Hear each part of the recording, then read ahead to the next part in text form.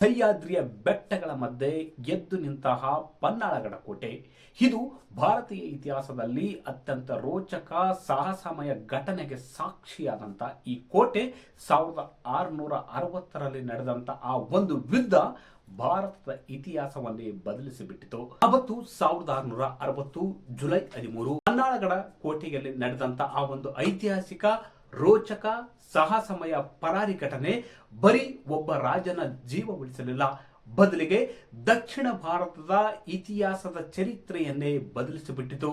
ಅಷ್ಟೇ ಅಲ್ಲ, ಮರಾಠ ಸಾಮ್ರಾಜ್ಯದ ಸ್ವರಾಜ್ಯದ ಕನಸಿಗೆ ಬಹುದೊಡ್ಡ ಪ್ರೋತ್ಸಾಹ ಇಂಬು ಕೊಟ್ಟಂತ ಆ ಘಟನೆ.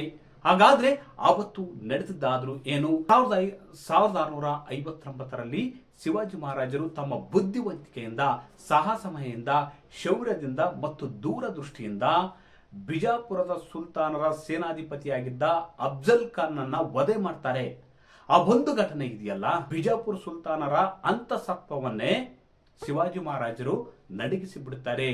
ಮಹಾ ಕುತಂತ್ರಿ ಆಗಿದ್ದಂತ, ಮಹಾ ದುಷ್ಟನಾಗಿದ್ದಂತ ಅಫ್ಜಲ್ ಖಾನನ ವಧೆ ಮಾಡಿದ ಬಳಿಕ ಶಿವಾಜಿ ಮಹಾರಾಜರ ವರ್ಚಸ್ಸು ಇಡೀ ದಕ್ಷಿಣ ಭಾರತದಲ್ಲಿ ಅಷ್ಟೇ ಅಲ್ಲ, ಉತ್ತರ ಭಾರತಕ್ಕೂ ಕೂಡ ಹಬ್ಬುತ್ತೆ. ಬೆಟ್ಟದ ಹುಲಿ ಅಂತ ಮೊಘಲರು ಕರಿತಿರ್ತಾರೆ ಶಿವಾಜಿಯನ್ನು. ಆದ್ರೆ ಅವರ ಸಾಹಸ, ಚಾಣಾಕ್ಷತನ, ಬುದ್ಧಿವಂತಿಕೆಯಿಂದ ಈ ಒಂದು ವರ್ಚಸ್ಸು ಪ್ರಭಾವ, ಶಿವಾಜಿ ಅವರ ವರ್ಚಸ್ಸು ಪ್ರಭಾವ ಹೆಚ್ಚುತ್ತಿದ್ದಂತೆ ಬಿಜಾಪುರ ಸುಲ್ತಾನರಲ್ಲಿ ಒಂದಷ್ಟು ನಡುಕ ಶುರುವಾಗುತ್ತೆ. ಮುಂದೊಂದು ದಿನ ನಮಗೆ ಶಿವಾಜಿ ಮಹಾರಾಜರು ಕುತ್ತು ಹಾಕ್ತಾರೆ, ಕಂಟಕ ತರ್ತಾರೆ ಅಂತ ಆತಂಕ, ಭಯ ಕೂಡ ಅವರಲ್ಲಿ ಉಂಟಾಗುತ್ತೆ. ಇದರಿಂದಾಗಿ ಆದಿಲ್ ಶಾಹಿ ಶಿವಾಜಿ ಮಹಾರಾಜರನ್ನು ಸೆರೆ ಹಿಡಿಯುವುದಕ್ಕೆ, ಅವರನ್ನು ಸೋಲಿಸುವುದಕ್ಕೆ ತಮ್ಮ ಒಬ್ಬ ಸಮರ್ಥ ಸೇನಾನಿಯನ್ನು ಕೂಡ ಮತ್ತೆ ಶಿವಾಜಿ ಮಹಾರಾಜರ ಮೇಲೆ ಯುದ್ಧಕ್ಕೆ ಕಳಿಸ್ತಾರೆ. ಆದಿಲ್ ಶಾಹಿ ಇದನ್ನಲ್ಲ, ಶಿವಾಜಿ ಮಹಾರಾಜರನ್ನು ನಿಯಂತ್ರಿಸಲು ತನ್ನ ಸೇನಾಧಿಕಾರಿ ಆಗಿಂತ ಸಿದ್ದಿ ಜೌಹರ್ ಅನ್ನು ದೊಡ್ಡ ಸೈನ್ಯದೊಂದಿಗೆ, ಅಂದ್ರೆ 660ರಲ್ಲಿ ಸಿದ್ದಿ ಜೌಹರ್ನನ್ನು ನೇಮಕ ಮಾಡ್ತಾನೆ. ಶಿವಾಜಿ ಮಹಾರಾಜರನ್ನು ಸೋಲಿಸಬೇಕು, ಇಲ್ಲ ಹಿಡಿದು ತರಬೇಕು ಅಂತ ಒಂದು ಆಜ್ಞೆ ಮಾಡ್ತಾನೆ. ಸುಮಾರು 40,000 ಸೇನೆಯನ್ನು ಕೂಡ ಕಳಿಸ್ತಾನೆ. ಅದಕ್ಕೆ ಸೇನಾಧಿಪತಿ ಆಗಿದ್ದವನು ಸಿದ್ದಿ ಜೌಹರ್.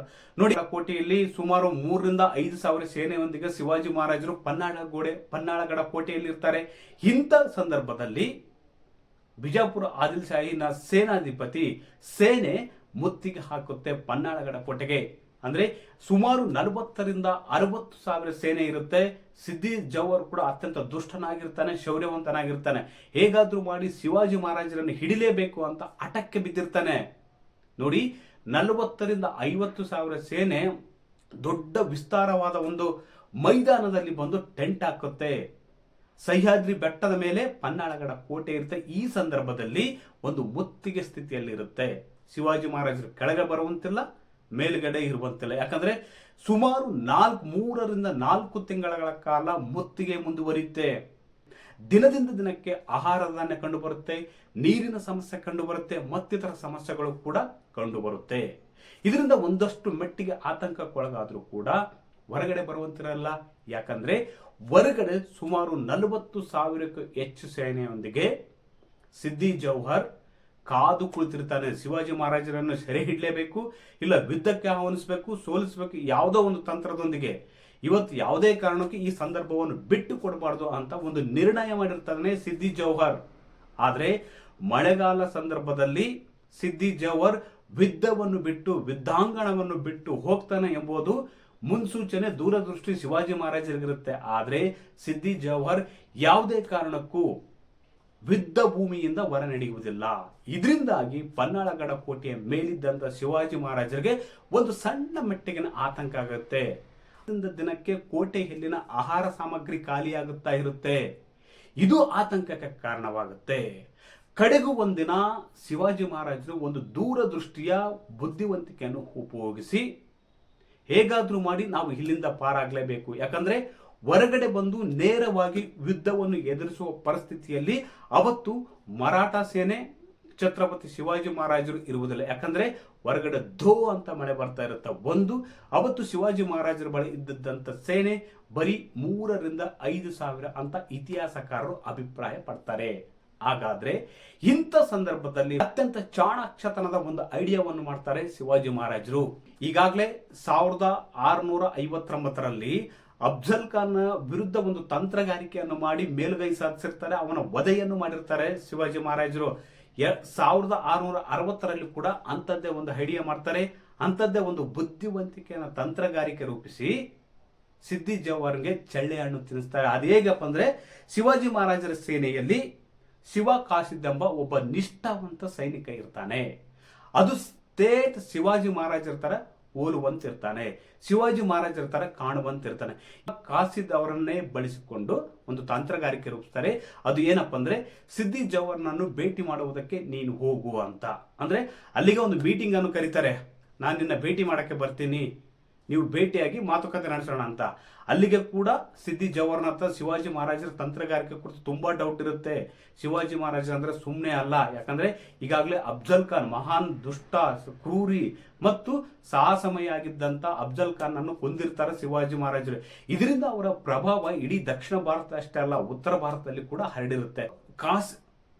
ಶಿವ ಕಾಸಿದ್ ಅವರನ್ನು ಭೇಟಿ ಮಾಡಕ್ಕೆ ಕಳಿಸ್ತಾರೆ. ಅಷ್ಟೇ ಅಲ್ಲ, ಈ ವೇಳೆ 2 ಭಾಗವಾಗಿ, ಅಂದ್ರೆ ನೋಡಿ, ಅಲ್ಲಿಂದ ತಪ್ಪಿಸಿಕೊಳ್ಳುವುದಕ್ಕೆ ಶಿವಾಜಿ ಮಹಾರಾಜರು ಒಂದು ತಂತ್ರಗಾರಿಕೆಯನ್ನು ರೂಪಿಸ್ತಾರೆ. ಅದೇನಪ್ಪ ಅಂದ್ರೆ, ಶಿವ ಕಾಸಿದ್ ಅವರ ಒಂದು ತಂಡ ಮತ್ತು ತಮ್ಮಲ್ಲಿ ಒಂದು ತಾವು ಇರತಕ್ಕಂಥ ಒಂದು ತಂಡ, 2 ತಂಡಗಳಾಗಿ ಕಾಡಿನಿಂದ ಇಳಿದು ಹೋಗ್ತಾರೆ. ಉದ್ದೇಶಪೂರ್ವಕವಾಗಿಯೇ ಶಿವ ಕಾಸಿದ್ ಇರ್ತಕ್ಕಂಥ ಸೇನೆಯನ್ನು, ಶಿವ ಕಾಸಿದ್ ಅವರು ಇರ್ತಕ್ಕಂಥ ಸೇನೆಯನ್ನು ಸಿದ್ದಿ ಜವಾಹರ್ ಅವರು ಕೂಡ ಮುಖಾಮುಖಿ ಆಗುವಂತೆ ಒಂದು ತಂತ್ರಗಾರಿಕೆ ರೂಪಿಸ್ತಾರೆ. ಈ ಒಂದು ತಂತ್ರಗಾರಿಕೆ ವೇಳೆ ಅವ್ರನ್ನ ಸೆರೆ ಹಿಡಿತಾನೆ ಸಿದ್ದಿ ಜವಾಹರ್. ಅದು ಗೊತ್ತಾಗುತ್ತೆ ಸ್ವಲ್ಪ ಸಮಯದ ನಂತರ. ಏನಾಗುತ್ತೆ, ಇವರು ಶಿವಾಜಿ ಅಲ್ಲ, ಶಿವಾಜಿಯ ಒಂದು ನಿಷ್ಠಾವಂತ ಸೈನಿಕ ಶಿವ ಕೌಶಿದ್ ಅಂತ ಅವ್ರಿಗೆ ಗೊತ್ತಾಗುತ್ತೆ. ಬಳಿಕ ಅವರನ್ನು ಹತ್ಯೆ ಕೂಡ ಮಾಡ್ತಾರೆ. ಅಲ್ಲಿ ಒಂದಷ್ಟು ಯುದ್ಧ ನಡೆಯುತ್ತೆ. ಆ ಯುದ್ಧ ನಡೆದ ಪರಿಣಾಮವಾಗಿ ಒಂದಷ್ಟು ಸಮಯ ಸಿಗುತ್ತೆ. ಆ ಸಮಯದಲ್ಲಿ ಶಿವಾಜಿ ಮಹಾರಾಜರು ಪನ್ನಾಳಗಡ ಕೋಟೆಯಿಂದ ಒಂದು ಸಾಹಸಮಯ ರೋಚಕವಾಗಿ ಒಂದು ಎಸ್ಕೇಪ್ ಅನ್ನು ಹಾಕ್ತಾರೆ. ತುಂಬಾ ದುರ್ಗ. ಅಷ್ಟೊತ್ತಿಗಾಗಲೇ ಸಿದ್ದಿ ಜವಾಹರ್ ಏನ್ ಮಾಡ್ತಾನೆ, ಅವನ ಅಳಿಯನನ್ನು ಕಟ್ ಕಳಿಸ್ತಾನೆ ಬೆನ್ನಟ್ಟುವುದಕ್ಕೆ. ಆದ್ರೂ ಕೂಡ ಅಲ್ಲಿಯೂ ಒಂದು ತಂತ್ರಗಾರಿಕೆ ಮಾಡ್ತಾರೆ. ಏನಪ್ಪ ಅಂದ್ರೆ, ಶಿವಾಜಿ ಮಹಾರಾಜರು ಪನ್ನಾಳಗಡ ಕೋಟೆಯಿಂದ ವಿಶಾಲ್ಗಢದತ್ತ ತೆರಳುತ್ತಿದ್ದಾಗ ಸಿದ್ದಿ ಜವಾಹರ್ನ ಸೈನ್ಯ ಬೆನ್ನಟ್ಟುತ್ತೆ.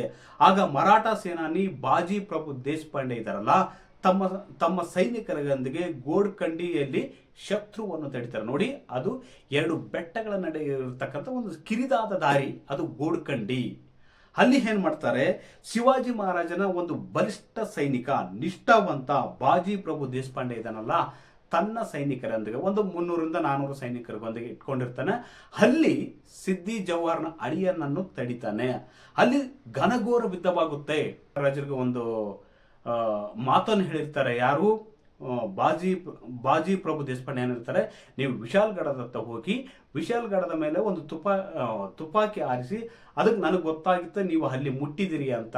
ಇತಿಹಾಸಕಾರರ ಪ್ರಕಾರ ಸಂಖ್ಯೆಯಲ್ಲಿ ಬಹಳ ಕಡಿಮೆ ಇದ್ದಂತ ಮರಾಠ ಯೋಧರು ಸಾವಿರಾರು ಶತ್ರು ಸೈನಿಕರ ವಿರುದ್ಧ ಅಸಾಧಾರಣವಾದ ಹೋರಾಟವನ್ನು ಗೋಡ್ಕಂಡಿಯಲ್ಲಿ ಯುದ್ಧ ನಡೆಸ್ತಾರೆ.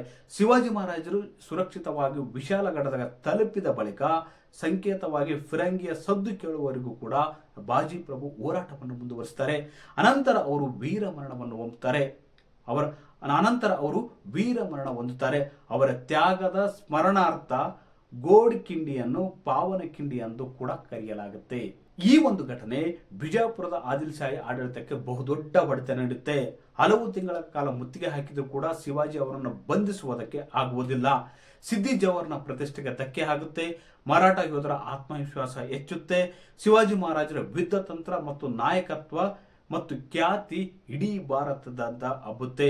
ಬ್ರಿಟಿಷ್ ಇತಿಹಾಸಕಾರ ಜೇಮ್ಸ್ ಗ್ರ್ಯಾಂಟ್ ಟಫ್ ಸೇರಿದಂತೆ ಅನೇಕ ವಿದ್ವಾಂಸರು ಶಿವಾಜಿ ಮಹಾರಾಜರ ಈ ಒಂದು ಸಾಹಸಮಯ ರೋಚಕ ಪರಾರಿಯನ್ನು ಭಾರತ ಇತಿಹಾಸದಲ್ಲಿ ಅತ್ಯಂತ ಯಶಸ್ವಿ ಸೈನಿಕ ತಂತ್ರಗಳಲ್ಲಿ ಒಂದು ಪ್ರಶಂಸೆ ವ್ಯಕ್ತಪಡಿಸ್ತಾರೆ. ಅದೇ ರೀತಿ ಇತಿಹಾಸದ ಮೇಲೆ ಈ ಒಂದು ಘಟನೆ ಇದೆಯಲ್ಲ, ಬಹುದೊಡ್ಡ ಪರಿಣಾಮವನ್ನು ಬೀರುತ್ತೆ. ಪನ್ನಾಳಗಡ ಕೋಟೆಯಿಂದ ಶಿವಾಜಿ ಮಹಾರಾಜರು ತಪ್ಪಿಸಿಕೊಳ್ಳದೆ ಇದ್ರೆ ಮರಾಠ ಸಾಮ್ರಾಜ್ಯದ ಭವಿಷ್ಯವೇ ಬೇರೆ ರೀತಿ ಆಗ್ತಿತ್ತು. ಮುಂದಿನ ವರ್ಷಗಳಲ್ಲಿ ಶಿವಾಜಿ ಮಹಾರಾಜರು ಮತ್ತಷ್ಟು ಸ್ವರಾಜ್ಯವನ್ನು ಬಲಪಡಿಸ್ತಾರೆ. ಕೋಟೆಗಳ ವ್ಯವಸ್ಥೆಯನ್ನು ಅಭಿವೃದ್ಧಿಪಡಿಸ್ತಾರೆ. ಶಕ್ತಿಶಾಲಿ ನೌಕಾಪಡೆಯನ್ನು ಕೂಡ ನಿರ್ಮಿಸ್ತಾರೆ.